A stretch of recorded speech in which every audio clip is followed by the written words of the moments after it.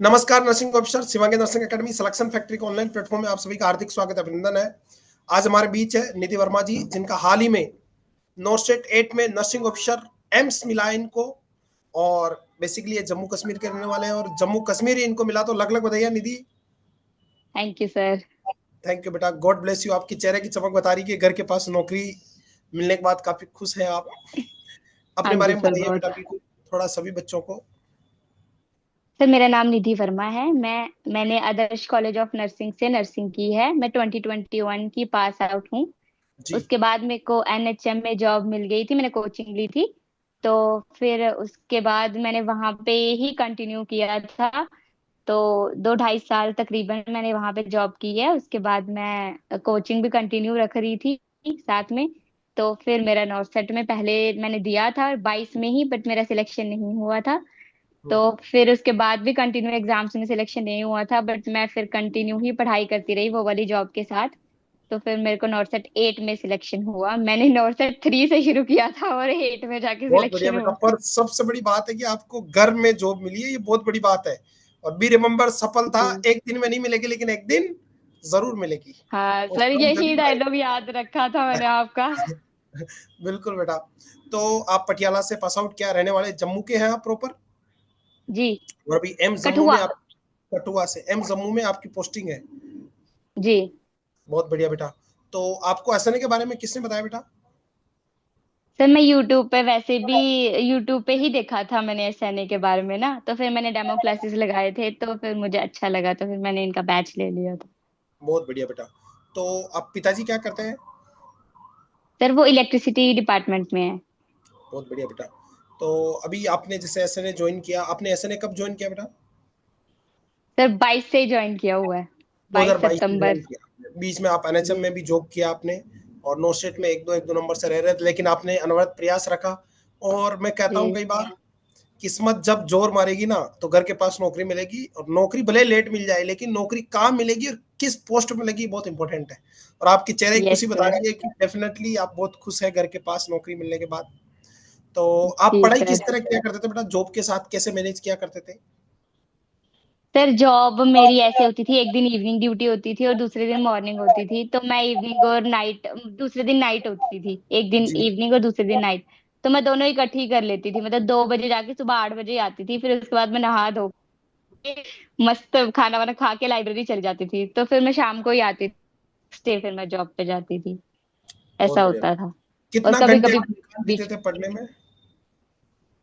Sir घंटे तो मैंने कभी डिसाइड नहीं किए, बस बैठ गई तो बैठ गई, फिर नहीं पता कब ओके, उठूंगी। फिर जब नहीं तक देखना थकती नहीं थी बस। मैं नहीं उठती थी। बिल्कुल। क्योंकि जॉब भी होती थी साथ, जब तक हो सके, जब तक बैठ सकूं तब तक मैं बैठ जाती थी। ठान लिया तो ठान लिया, बस पढ़ना तो पढ़ना, बीच में डिस्टर्ब नहीं होना। बहुत बढ़िया डियर। और जी। फिर कंटेंट कैसा लगा आपको नोटसेट में? लगा आपको कि सीधा पेपर आ रहा है? सर इतना बढ़िया, कसम से। मैं एक बार एसजीपीजीआई का पेपर देने गई थी, उसमें मेरी 1300 रैंक थी और 900 सीट्स थी। पर उसमें ऐसा था कि ऐसा लग रहा था जैसे बागराम सर बोल ही रहे हैं, इतने फंडामेंटल के इतने क्वेश्चंस आए थे उसमें कि हाँ मतलब बेटा, मैंने ये वो बात तो है। रिवाइज भी नहीं की थी। ऐसे लग रहा था जैसे बागराम सर ही पेपर में बैठे हुए, उन्होंने ही क्वेश्चन डाले हुए। वो मेरा बिल्कुल ऐसा बहुत ही अच्छा है। था। और अभी ये भी डाउट तो आप देखना आशा के कंटेंट कंटेंट पे के सीधे। बारे में। बिल्कुल कंटेंट अच्छा लगा तो, आपको? बिल्कुल। तो जी। और ऐसा तो बिल्कुल बच्चे सभी कहते हैं जो सेलेक्ट होते हैं, अभी हजारों 30-40 हजार बच्चे अपने सेलेक्ट कराए, वो सब कहते हैं कि जब हम पेपर देते तो ऐसा लगता है कि ऐसा नहीं कि फैकल्टी ने ही पेपर बनाया, और हम सामने एक एक वर्ड याद रहता है उनको कि जैसे ये पढ़ा है ये आ यस गया, सर। ये पढ़ा है ये पढ़ा है ये आ गया। बिल्कुल बेटा। Yes sir. आपने अनवरत मेहनत करी। जम्मू कश्मीर की जो गर्ल्स है, बेटियां हैं, या देश के जितने भी नर्सिंग ऑफिसर हैं, उनको क्या संदेश है, कैसे पढ़ना चाहिए आपकी तरफ से? सर बस कंटिन्यूटी रखनी चाहिए, हार नहीं माननी चाहिए। रास्ते में बड़े ऑब्स्टैकल्स आएंगे, बड़े लोग आपको ये बोलेंगे कि अभी छोड़ दो, जो 10,000 की नौकरी कर रहे हो वहीं कर लो, आपके हस्बैंड भी तो कमाएंगे। मुझे भी ऐसा बोला जाता था जी। कि वो भी तो कमाएंगे, अभी छोड़ दो, आपके लिए 10,000 वाली बहुत है, 10-15 हजार वाली। बट मैं किसी को कुछ कहती नहीं थी, बट मैंने दिल में ये ठाना हुआ था कि मैं तो करूंगी ही करूंगी, जब करूंगी तक करूंगी, जब बिल्कुल बेटा। जब जी। तक मेरे से हो रहा है। मुझे नहीं पता था मुझे जॉब मिलेगी कि नहीं मिलेगी, बट मैं शांति से बैठने वाली नहीं थी। बस मेरे को ऐसा कि बाद में मुझे रिग्रेट नहीं होना चाहिए कि मैंने कुछ किया नहीं। बिल्कुल बेटा, और यही जोश यही जुनून आज देखो, आज आपके सपने पूरे हुए हैं। और डेफिनेटली दुनिया हमेशा पैर खींचेगी, टांग खींचती रहेगी, लेकिन आपको दुनिया को रिप्लाई नहीं करना है। आपको अपने सपने हैं, मंजिलें आपकी, सपने आपके, तो दौड़ भी आपको लगानी पड़ेगी। और बस एक्चुअली क्या है, सर। इसमें ज्ञानचंद खूब है, करमचंदों की भारी कमी है। ज्ञान देने वाले खूब मिलेंगे, रास्ते चलते जबरदस्ती ना मांगो तो मिलता है इस देश में ज्ञान, तो ज्ञान लेना नहीं जी है और खुद पे यकीन रखना है। और हर आदमी को ऑन द स्पॉट रिप्लाई देने की जरूरत नहीं है, आप अपनी काबिलियत से उसको जवाब दो कि देखो मैं सक्सेस हुआ। और उनका भी धन्यवाद जो आपको टोकते हैं, उससे आपको प्रेरणा मिलती है, मोटिवेशन मिलता है, पढ़ने का आपको एक चैलेंज मिलता है, कंटिन्यूटी बनी रहती है उससे। और जी। कंटेंट कैसा लगा एसएनए का, मतलब बच्चों को, आप कश्मीर के बच्चों को क्या सजेशन देना चाहिए, ऑनलाइन पढ़ने का फायदा कैसा रहेगा, नोट्स वगैरह का? सर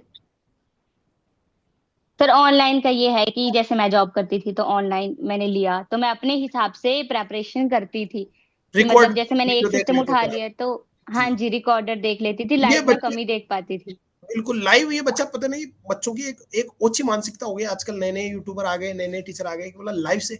मेरे एक बात समझ नहीं आती, लाइव में जैसे सुबह कोई क्लास हुई, शाम को रिकॉर्ड होगी, तो क्या सुबह और शाम में वो चेंज हो जाएगी क्या? बच्चों की एक मानसिकता नहीं। होगी कि नहीं, रिकॉर्ड कोर्स और लाइव कोर्स में अंतर तो कोई नहीं है। लाइव में जो पढ़ाते हैं उसी को काट पीट के हम कहा रिकॉर्ड में डालते हैं। तो और डायरिया डायरिया रहेगा, कार्डिक जी सिस्टम कार्डिक रहेगा। एक बच्चों की अपनी मानसिकता बदलो, सभी जो सुन जी रहे हैं आज मुझे, रिकॉर्ड और लाइव में कोई फर्क नहीं है। और एसएनए का कंटेंट हमेशा डेली अपडेट होता है, हर 6 महीने में कंटेंट को पूरा नया बनाते हैं हम, साल में 2 बार कंटेंट अपडेट करते हैं हम। जी तो आप रिकॉर्ड भी देख रहे हैं, आप पहले लाइव बेस ले ले, जब आपको टाइम मिले तो लाइव देख ले, बाकी उस वीडियो को जो सुबह लाइव होता है वो शाम के लिए रिकॉर्ड हो गया, तो उसको जरूर देखें आप। एनक्लेक्स वगैरह या और भी कोई बुक पढ़ी बेटा आपने? सर मैंने पीआर यादव पढ़ी थी, वो तो मैंने स्टार्टिंग में ही पढ़ ली थी। इसके बाद मैंने जी थोड़ी बहुत टारगेट हाई पढ़ी थी, सारी नहीं पढ़ी थी। जी सॉन्डर्स पढ़ी थी, मॉसबी पढ़ी थी। ये तो सर मैंने बहुत ही बार पढ़ ली थी, बहुत मतलब जी। 5 5 7 7 बार 10 बार, मतलब बस सिलेक्शन ही नहीं हो रहा था और पढ़ ली थी। अच्छा, तो ऐसा लगा कंटेंट जैसे कि, मतलब जैसे थ्योरी आपने पढ़ी जैसे एसएनए से, तो उसके बाद मोस्टली एनक्लेक्स पढ़ी, तो इजी लगी आपको?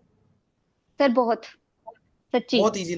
बहुत। जो बच्चे एनक्लेक्स की तैयारी कर रहे हैं वो अपना रेगुलर बेस पढ़ ले तो उनका एनक्लेक्स बहुत इजीली क्लियर हो सकता है, ये मैं पूरे दावे से कह सकता हूँ। उनको ऐसा लगेगा कि एनक्लेक्स कुंजी की तरह, छोटी बुक की तरह उनके सामने, बच्चों की तरह लगेगी एनक्लेक्स, हाँ definitely. Ji.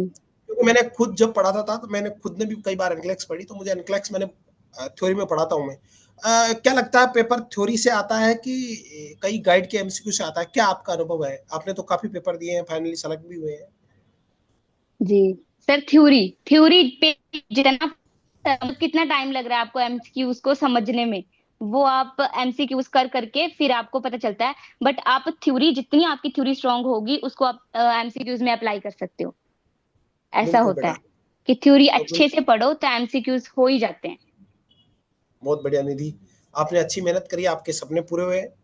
God bless you, ईश्वर आगे भी आपके सपने पूरे करते रहे। मेरा एक निवेदन है, एम्स जम्मू में रहेंगे आप, मेरे ऑलरेडी बहुत सारे स्टूडेंट एम्स जम्मू में, और कहीं पे भी आप रहे, एक अच्छे नर्सिंग ऑफिसर बने, अच्छे से लोगों की केयर करें, भर्ती लोगों की, देश के लोगों की अच्छे से सेवा करें। नर्सिंग प्रोफेशन की जी इमेज को हमेशा बना के रखें, एकजुट रहे, संगठित रहे, और जितना हो सके जी एक दूसरों का सहारा बने। नर्सिंग प्रोफेशन की जो हाइट है, अभी हाइट पे है, जो ऊंचाई है, उसको हमेशा बना के रखें, अच्छे इंसान बने। जी sir. God bless you dear, thank you so much. Thank you sir. ईश्वर आपके सपने पूरे करें। अपने पेरेंट्स को मेरी तरफ से दो प्रणाम कहना। Thank you dear, God bless you. Thank you.